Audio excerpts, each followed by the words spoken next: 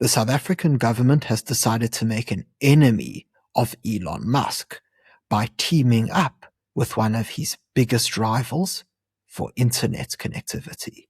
Here's what happened. While the South African government has long had an issue with Starlink, which is of course the satellite internet service provided by Elon Musk's SpaceX, it decided to stab him in the back yet again, this time not only refusing to work with Musk, but instead turning to one of his biggest rivals in this market in order to provide South Africans with rural internet connectivity. Now, although this might look like a great idea on the surface, since internet penetration rates in South Africa are only around 80%, when you actually get into the details of the package, it really isn't very much of an appealing deal after all. And it seems that yet again, South Africa has decided to prioritize BEE compliance over getting the best possible deal for South Africa and its people.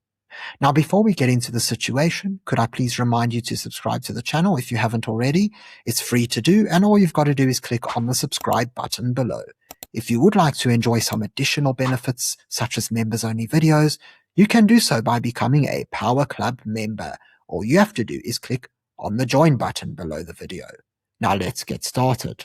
The satellite internet service I'm speaking about is called Space42.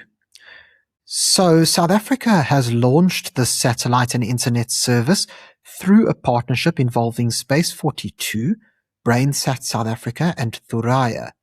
South Africa's Vice President Paul Mashatile unveiled the services in Johannesburg under the government's SA Connect strategy, which aims to expand digital access across areas that remain poorly served by fixed and mobile broadband networks. So just to remind everybody, it's only around 80% of the country that has internet access. So this is quite an important step.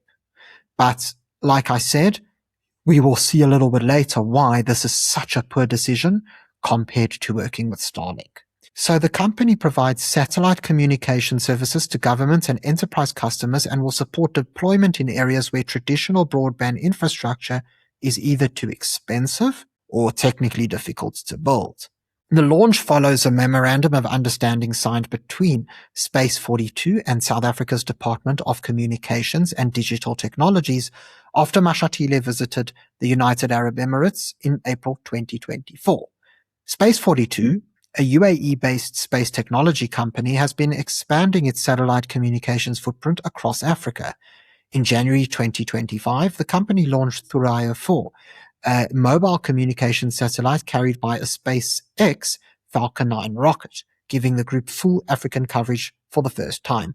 And of course, this is actually pretty funny to think of how it's actually using a SpaceX rocket, which again, SpaceX is the company that South Africa refuses to work with. It's really unbelievable. It's like the people who say they want to boycott Israeli products, whereas their phone was developed in Israel. It's just unbelievable. You can't make this stuff up. So anyway, we haven't yet heard how much the deal will actually cost. And I know that certain news outlets like My Broadband did reach out to Space42, but they haven't responded yet.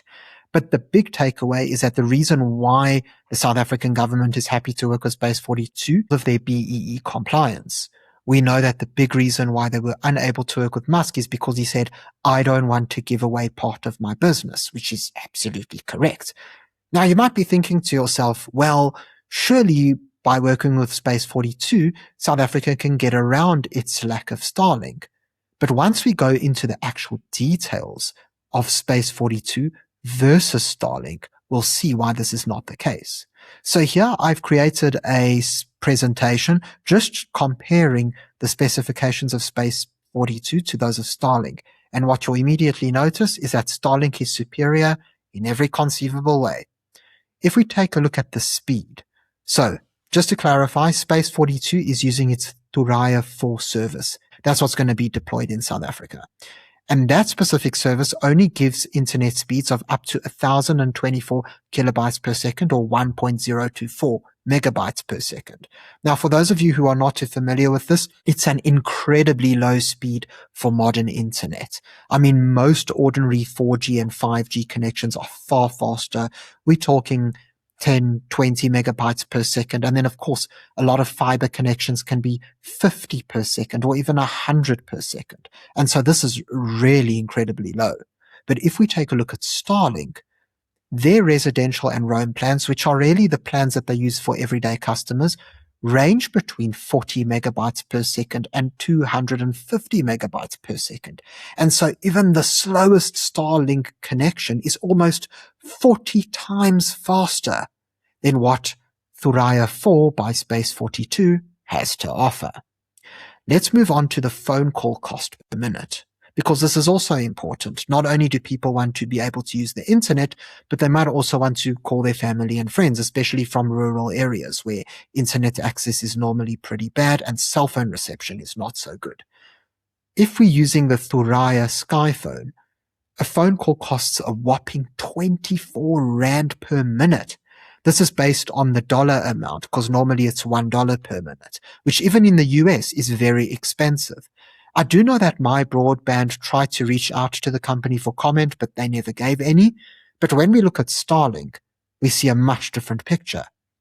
You see, in the United States, and bear in mind US prices will be higher than South Africa, you can get it for $10 per month. So that's 163 Rand, but for unlimited calls, unlimited minutes every month. Or what you could also do is use voice over internet protocol. So you'll use something such as Viber or WhatsApp phone calls in order to phone people rather than regular phone calls. And if you do this, it's free so long as you have a Starlink internet plan. Now we move on to the internet cost. So Space 42's cost is between 949 Rand and 2,537 Rand per month. This is already pretty expensive. But if you look at Starlink, it's 950 Rand per month in Lesotho, because for those who might not know, Starlink actually launched in Lesotho, where they don't have a problem with Starlink's refusal to have BEE compliance. And this is important because although 950 Rand a month may sound expensive, it doesn't actually have to be.